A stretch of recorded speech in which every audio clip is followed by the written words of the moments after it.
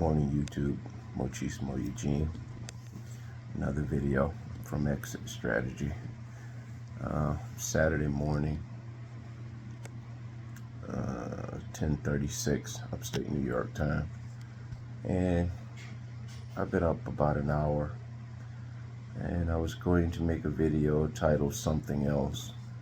But I'll do that later. Just want to do a little bit of light reflection on life.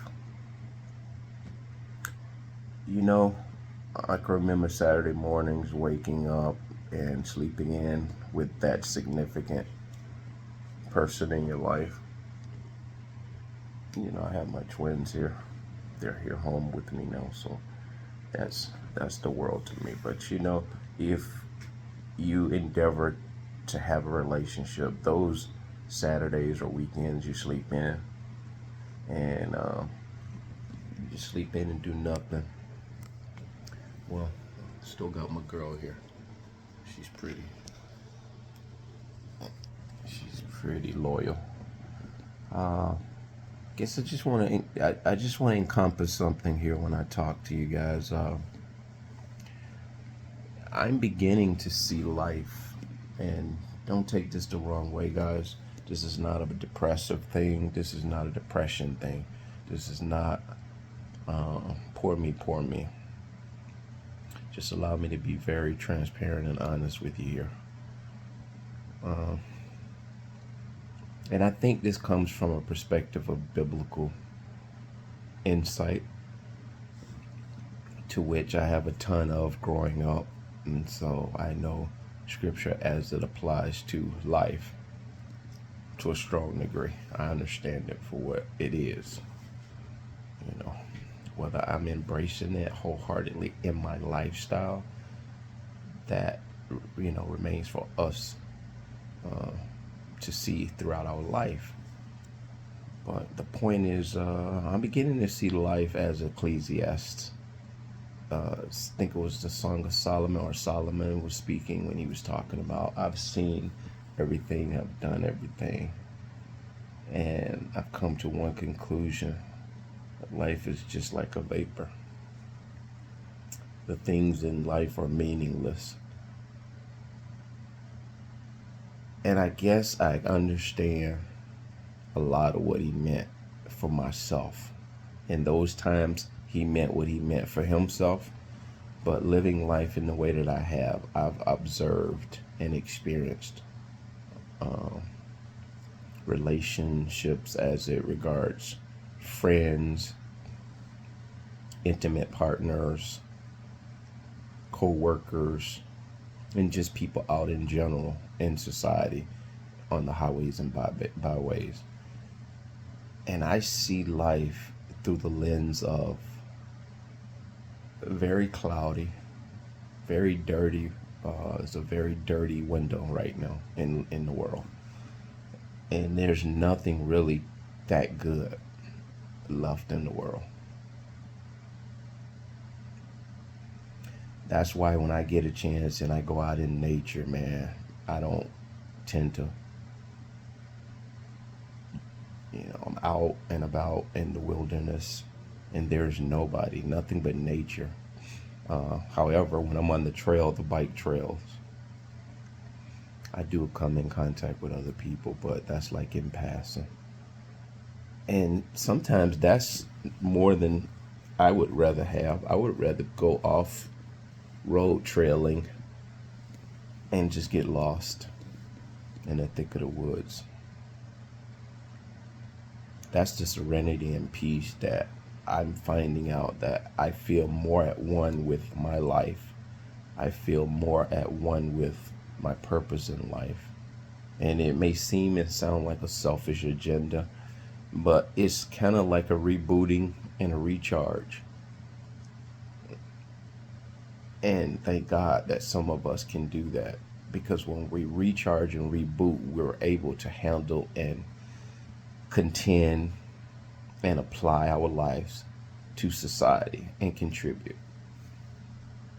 Otherwise, if we didn't do that as empaths, for sure, we would not have the wherewithal we would not have the enthusiasm to contribute to this filthy society that we live in.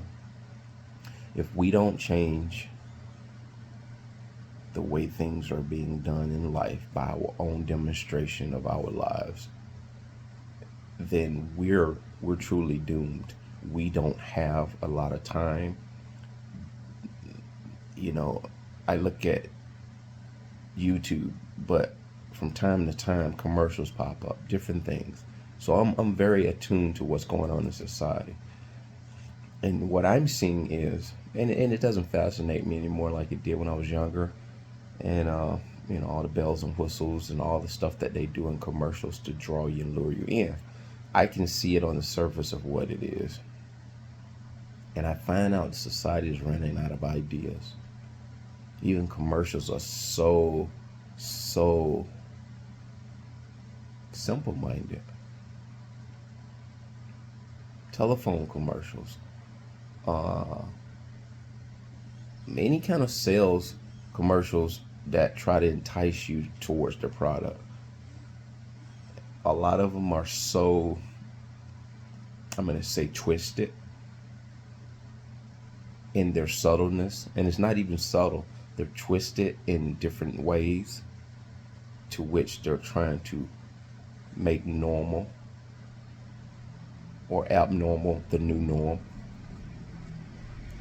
They want to make weirdness okay, where it regards selling you something. But if a man or woman approaches someone and have a healthy dialogue with them, whereas I'm within my own persona, I'm not doing anything to try to draw extra attention. I'm being me, allowing you to be you in conversation. I'm not hijacking you as a person. You're not hijacking me. This is what people are deeming weird when you are normal and healthy and you're having a healthy conversation. I see it by way of third parties and just casually observing. There's a lot of weirdness going on. And if you have children like I do, you have to help them make sense of this. You have to, you know, gently emphasize, son, daughter, did you see the way that person behaved because they could not wait? Do you see the extra stuff they're doing while they're waiting to be served?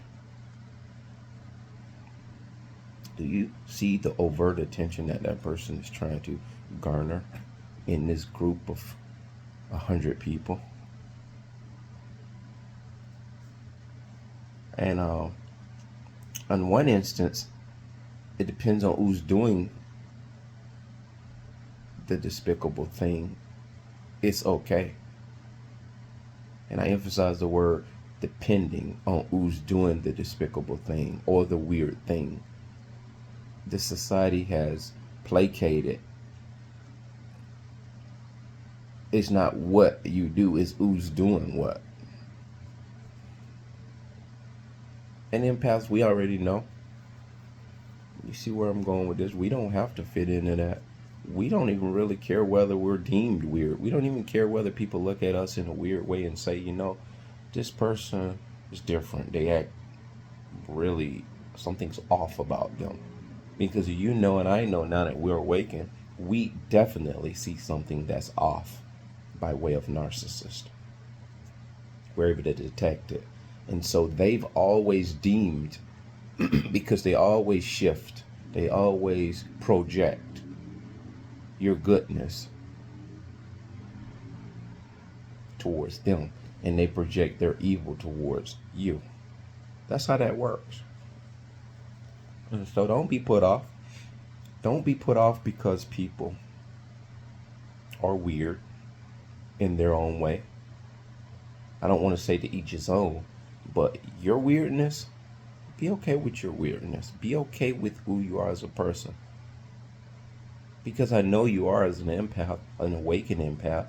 You're probably not completely there. And then from time to time, you tend to renege on your stance and who you are by way of letting people talk you out of who you really are or mentally talk you out of it, mentally persuade you out of thinking the thought that you thought, or making the decisions that you are making, or not making the decisions that you are contemplating making.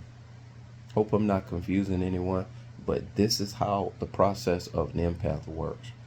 We're always considerate of other people.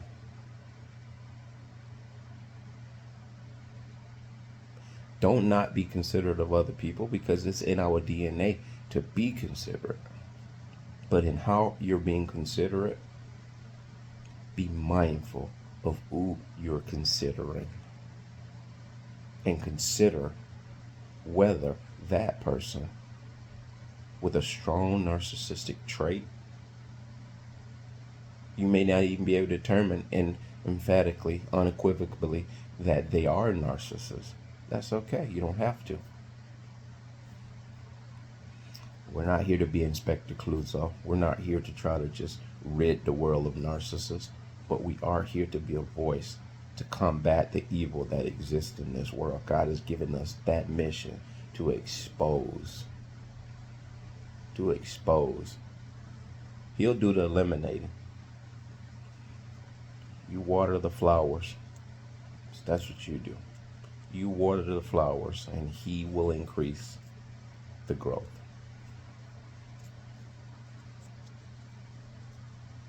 Beautiful Saturday out today. I don't know what I do know what I'm going to do. I'm going to go out back and start trying to, rearrange the backyard. It's a mess back there. A lot of stuff that I should have sold or just gotten rid of.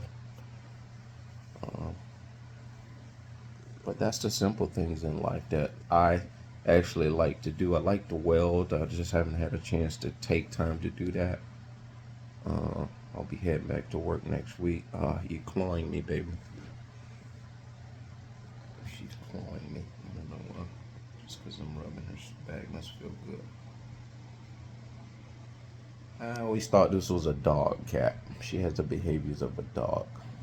I don't know many cats that come and sit right in someone's lap. She can be a little bit annoying sometimes, but it's a good annoying. Excuse the messy house, guys. Excuse the messy house. I'm in a transition of, possibly looking for a house to buy. But that's no excuse for bins and stuff that I'm trying to condense some stuff, pack it away in preparation. So this is what I wanted to talk about. There's a lot of emptiness in the world today. And waking up on a Saturday, I kind of felt a little bit of the emptiness. I'm not trying to force my joy and my contentment in life. That's not really where I was going with this video. I'm trying to see if anyone else wakes up or goes about their day, and at some point in time you start reflecting on the world at large and you say, man, what is excuse me what is this world coming to? I remember a time I used to go out and I like to do outdoor stuff.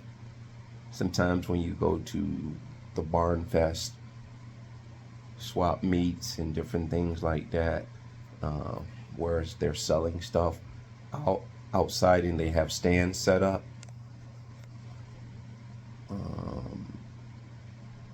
Strawberry picking, different stuff like that.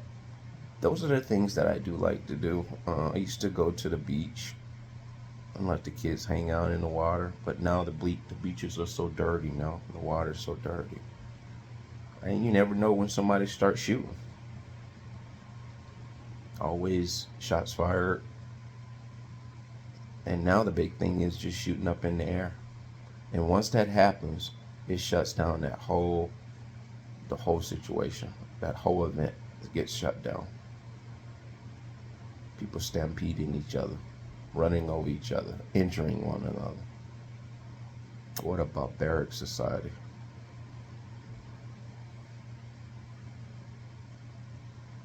How did we come to this? It's when we allow narcissists to begin to rule and control different aspects of our world. And those of us who know and understand, those who are in control, and the ones who are in control that shouldn't be in control, we already know it's not a losing battle, but it's a battle best fought with discretion. Bless.